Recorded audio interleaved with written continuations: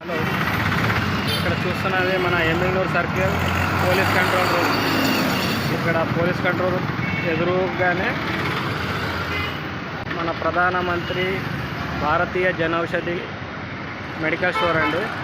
ఇక్కడ చాలా తక్కువ రేట్లో మీకు మెడిసిన్స్ దొరుకుతాయి.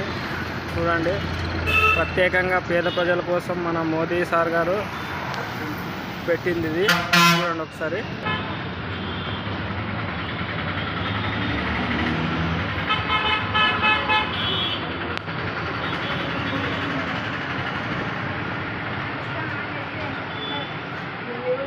చూడండి సార్, ప్రతి మెడిసిన్స్ ఇక్కడ మీకు దొరుకుతుంది.